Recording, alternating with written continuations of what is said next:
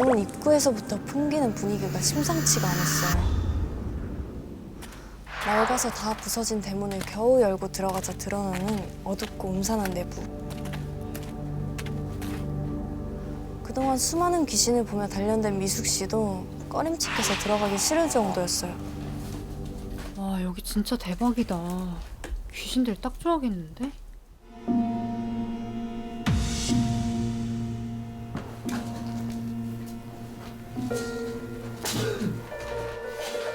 미숙 씨와 운영진들은 다른 회원들이 다치지 않게 바닥에 있던 것들을 치우기로 했어요. 그런데 한창 작업을 하던 그때 나무 조각을 줍던 미숙 씨의 발에 뭔가가 밟힌 거예요. 발을 떼어봤더니 바닥에 놓여있던 액자 유리가 쩍 갈라져 있더라고요. 미숙 씨와 마주친 여자의 두 눈에서 새빨간 핏줄기가 흘러내리고 있는 거예요. 갑자기 미숙 씨가 이렇게 찰떡 앞으로 넘어지고 만 거예요. 뭐지? 누가 민 느낌이었는데? 뒤를 돌아봤는데 아무도 없었어요.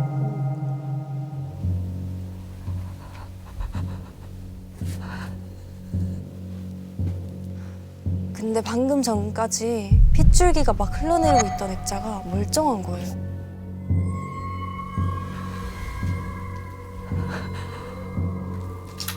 수빈님, 괜찮아요?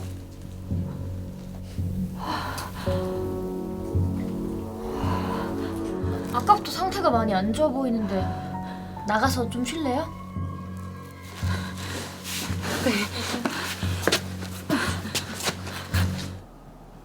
에이 무섭게 뭐가 무섭다 그래요 진짜. 무서웠는데? 깜짝이야 씨. 아 수기님 왜 여기 혼자 계세요? 아니, 느낌이 좀 쎄하더라고요. 무섭지 않았어요? 수기님이 무서웠다고요? 헐 대박. 여기 지방령 있나? 왜 그런 얘기를 해요? 아유 그거 뭐 워낙에 있어요.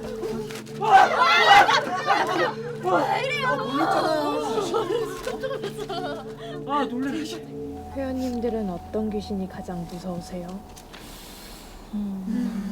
에이 귀신 중에서는 처녀 귀신이 제일 무섭죠. 에이, 물귀신이 제일 무섭죠.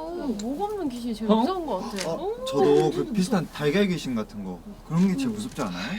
엄만 많아가지고 진짜. 제일 무서운 건 빨간 머스크지.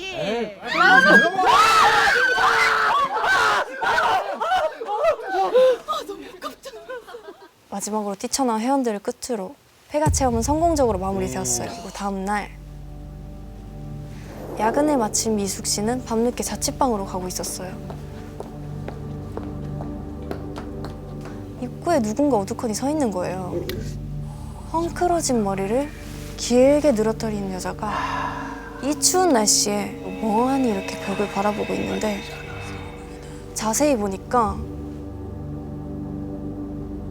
낡고 해진 트레이닝복만 입은 채로 맨발로 서 있는 것.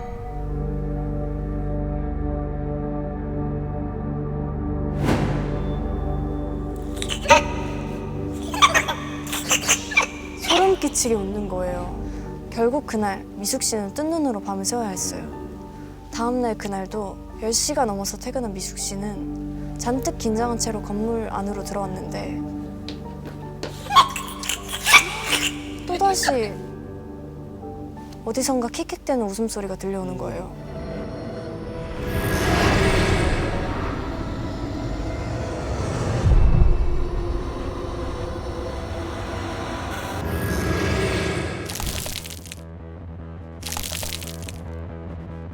사정없이 온몸을 꺾어대면서 기괴한 춤을 추고 있었어요. 사람이라고 볼 수 없는 그 기형적인 몸짓에 미숙 씨는 이번에 확신할 수 있었죠. 저건 진짜 귀신이다. 다급하게 가방 안에 있던 작은 주머니를 꺼냈어요.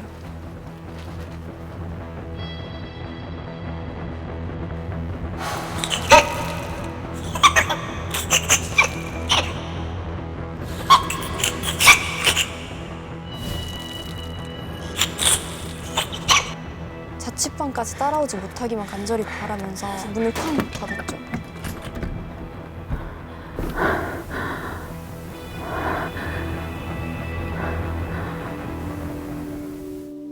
다행히 팥이 통했는지 귀신의 기척이 더 안 느껴지더라고요.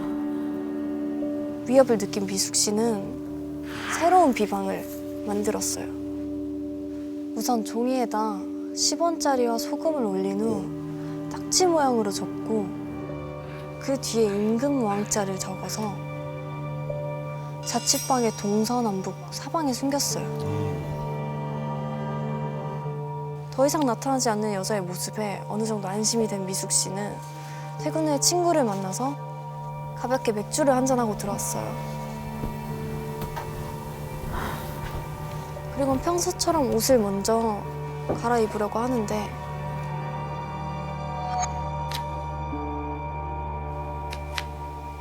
창가 쪽에서 이런 이상한 소리가 들리는 거예요. 무슨 소리인지 확인해봐야 되겠다 싶었죠.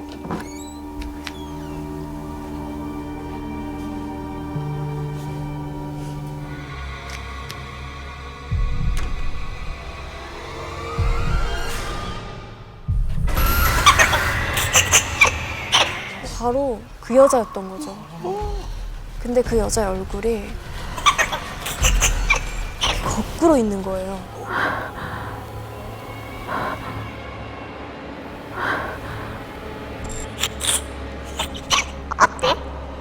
이게 무섭다며? 무섭지? 불현듯 지난주의 기억이 떠오른 미숙 씨는 그대로 기절하고 말았어요. 회원님들은 어떤 귀신이 제일 무서우세요? 가만히 듣고 있던 미숙 씨에게도 같은 질문을 했었던 겁니다. 수기님은 귀신 본 경험이 많으시던데 어떤 귀신이 가장 무서우세요?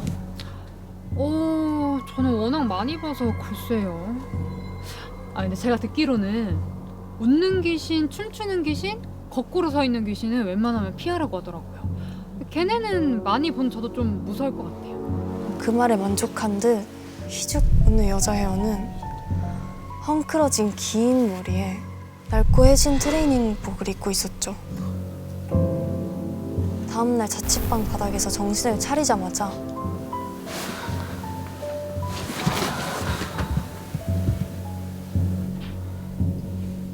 미숙 씨는 집안에 숨겨놨던 비방을 꺼내봤어요. 구리빛으로 반짝였던 10원짜리 동전들은 제 기능을 다한 듯이 새까맣게 변해 있는 거예요. 미숙 씨가 미리 만들어둔 이 비방 덕분에 다행히 그 여자가 집 안까지는 들어오지 않을 수 있었던 거죠. 근데 제가 듣기로는 웃는 귀신, 춤추는 귀신, 거꾸로 서 있는 귀신은 웬만하면 피하라고 하더라고요. 미숙 씨가 가장 무서워하는 모습으로 미숙 씨 앞에 다시 나타난 폐가의 여자.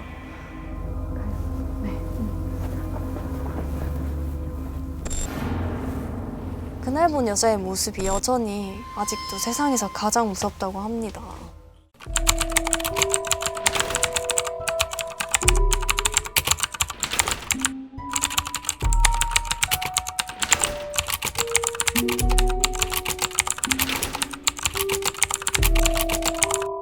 종이를 주어서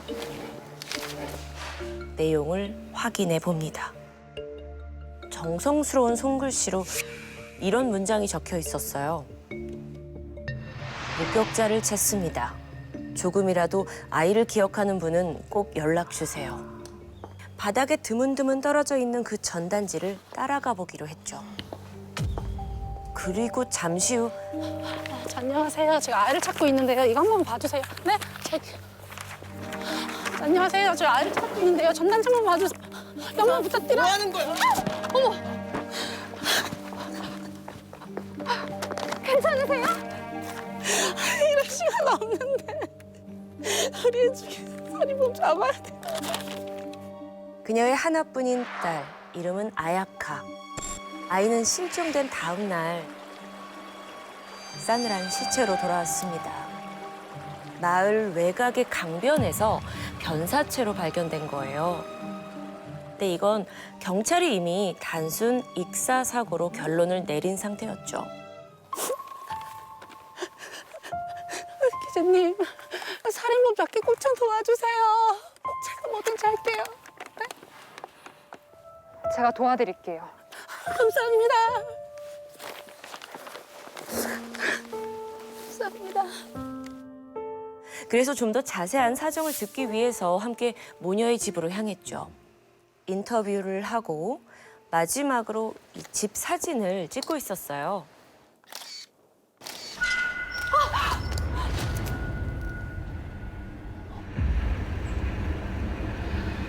오싹한 기분에 방금 찍은 그 사진을 확인해 봤는데 웬 여자아이가 물끄러미 한 곳을 쳐다보고 있었어요. 아이의 표정이 너무 슬퍼 보였습니다. 그런데 이 얼굴이 묘하게 익숙한 거예요. 엄마가 나눠줬던 전단지 속의 아야카의 얼굴과 똑같았어요. 사건의 진상을 파헤치기 위해서 시신이 찍힌 사진부터 확인했어요. 뭐야? 경찰은 아이가 분명 실수로 발이 미끄러졌고 강에 빠져 죽었다고 했거든요. 만약 그 경찰의 주장처럼 아이가 산채로 물에 빠졌다면 당연히 살려고 이렇게 허우적댔겠죠? 원래라면 이 아이의 손이 상처투성이겠죠. 그런데 죽은 아야카의 손에는 상처가 하나도 없었습니다. 거짓말처럼 너무나 깨끗한 거예요. 게다가 여러분, 물에 빠져 죽은 이 시신은 온몸이 시퍼렇게 변하거든요. 근데 아야카의 얼굴은 마치 볼에 연지를 바른 것처럼 발그레합니다. 모든 게 수상했어요. 그렇다면 이 모든 단서가 가리키는 건 오직 하나. 누군가 아이를 죽이고 강에 버렸구나. 그런데 충격적인 일은 여기서 끝나지 않습니다. 벌써 두 번째구만. 아야카의 시신이 발견된 그 강 근처에서 변사체가 또 나온 거예요. 이번엔 7살의 남자아이 고켄이었죠. 심지어 아야카와 같은 학교를 다니고 있었어요.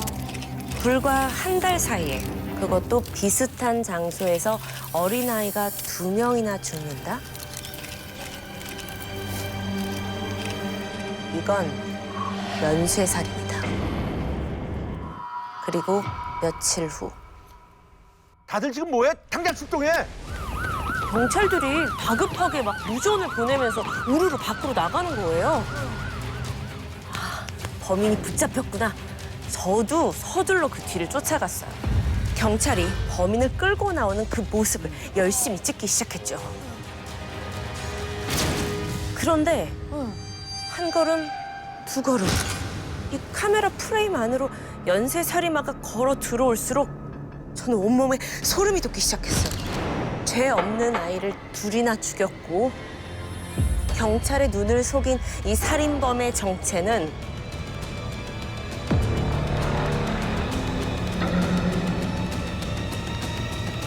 아야카의 엄마였습니다. 진짜 당신이 그런 거야? 도대체 왜 그랬어? 제가 따지듯 묻자 그녀는 죄책감 하나 없는 눈으로 저를 똑바로 쳐다봤어요. 돈 때문에 그랬어.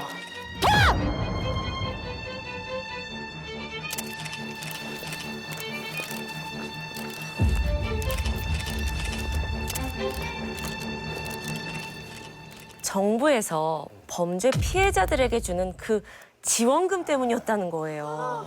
안녕하세요. 저 전단장만 봐주실래요? 안녕하세요. 저 아이 자기 손으로 자기 친딸을 죽여놓고 살인범 좀 찾아달라면서 전단지를 만들어 붙이고 다녔던 거예요. 하지만 경찰은 그녀의 계획대로 움직여주지 않았습니다. 어떡하면 좋지? 무슨 뾰족한 수 없을까? 코켄. 아줌마 집에 놀러 갈까?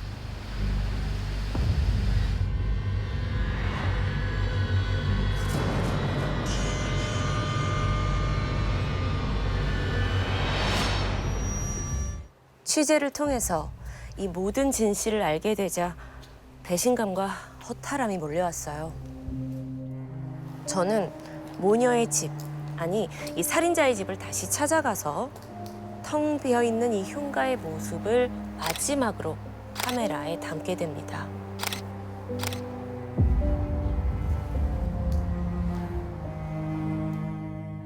그리고 사진을 확인했는데 급하게 한 사람을 찾아갈 수밖에 없었어요. 바로 그 사진을 보여주기 위해서였죠.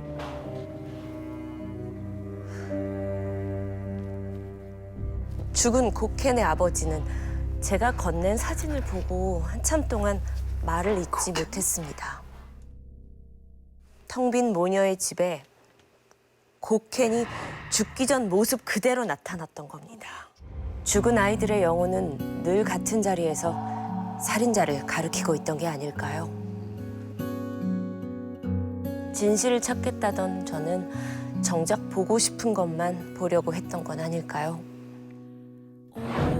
살인자의 연극에 놀아난 그날의 기억이 부끄럽기만 합니다.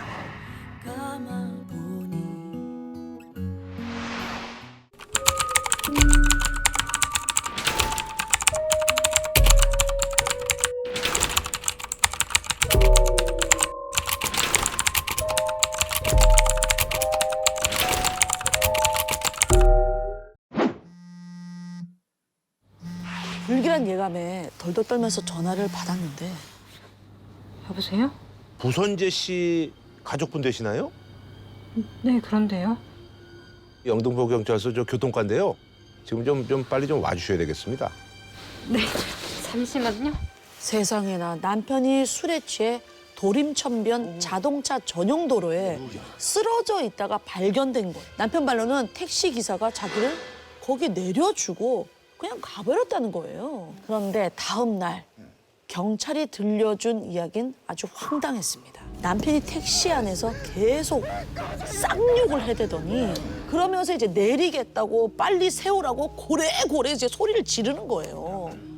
아저씨, 기아씨, 내려줘. 자동차 전용 도로라 안 된다고 해도 막무가내로 그냥 때를 쓰니까 나중에는 달리는 택시에서 문을 열고 뛰어내리려고 해서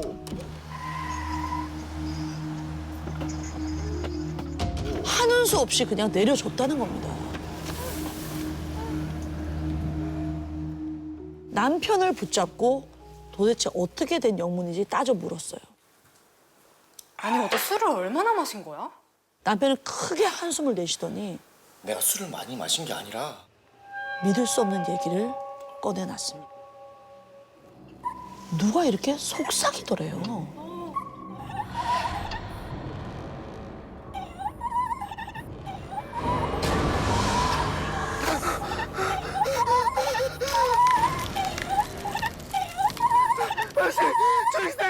비좁은 차 안에서 점점 얼굴을 들이대며 다가오는데 이건 뭐 피할 수도 없고 정말 미칠 지경이었대요.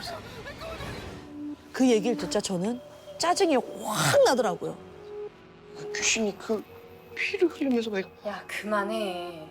귀신 타령 좀 그만하라고. 아 지긋지긋해 진짜. 오셨어요? 네. 남편이 제일 어려워하는 시부모님을 집으로 모셨습니다. 아버님 어머님 이 사람이 글쎄요 술에 취해서 자동차 전용도로에서 발견됐다고 경찰한테 연락이 왔지 뭐예요. 그것도 한 번도 아니고 두 번이나요. 뭐? 저 시기 술에 취해 도로에서 아이고 얘가 택시 안에서 막 귀신이 막 얘기를 다 들은 두 분의 얼굴이 창백해지시더라고요. 그 귀신이 너한테 뭐라고 했어? 글쎄요. 정확하지는 않은데 너도 죽어 이랬던 것 같아요. 여보, 그럼 혹시 그때 죽은 그 부선재가? 그날 시아버지는 충격적인 이야기를 들려주셨습니다. 남편이 대학교 3학년 때 있었던 일이라고 해요. 큰 개를 만나서 도망치다가 건물 3층에서 추락했던 일이 있었던 거예요. 그 소식을 들은 시부모님은 이제 황급히 병원 응급실로 달려가서 남편을 찾았다고 해요. 우리 선재. 우리 부선재 어디 있어요? 부선재. 간호사가 몹시 난처해하면서 부선재님 영안실로 가보셔야 할 것 같은데요. 영안. 오, 여보. 그 말을 들은 시어머니는 그 자리에서 그냥 실신을 하셨고요. 시아버지는 기다시피 겨우 영안실로 가셨다고 해요. 하얀 천을 걷고 아들의 얼굴을 확인한 시아버지는 영안실 바닥에 주저앉고 말았습니다. 아들이 아니었다고 합니다. 그날 저희 남편과 비슷한 시간에 교통사고로 실려온 사람이 있었는데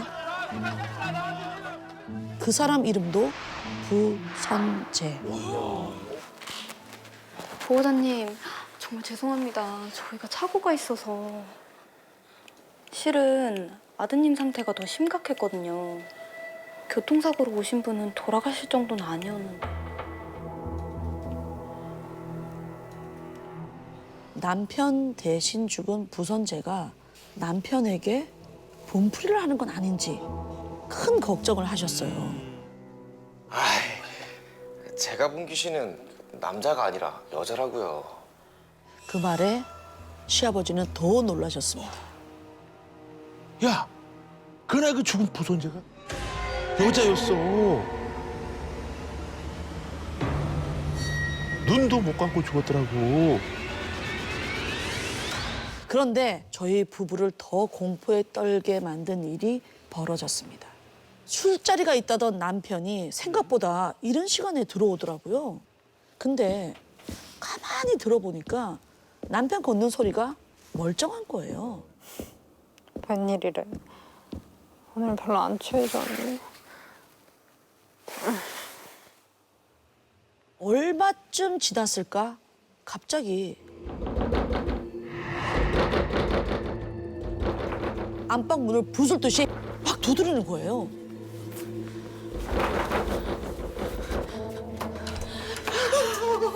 무슨 일이야? 또가 귀신이야? 조승사자가 날 잡아갈 모양이야. 무슨 말이야? 남편이 들려준 이야기는 이러했습니다. 새벽녘에 뭔가 쎄한 기분이 들어서 눈을 탁 떴는데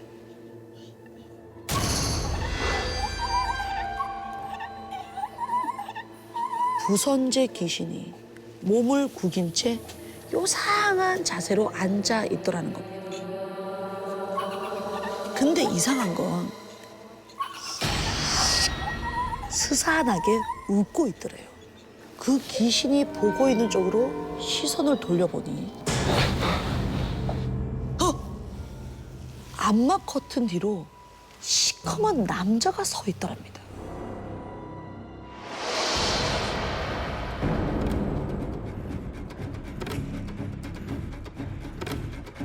온통 검은색의 남자.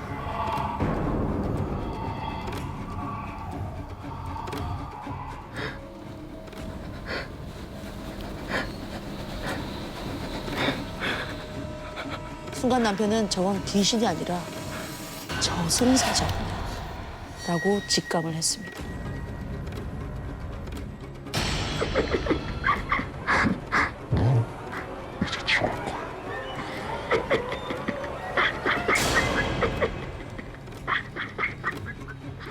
이제 같이 가자.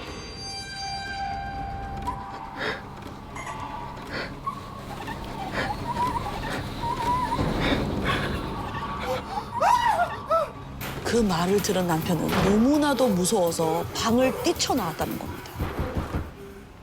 남편의 이야기를 들은 저는 도저히 가만히 있을 수가 없더라고요. 도저히 맨정신으로는 못하겠더라고요. 남편 내려가.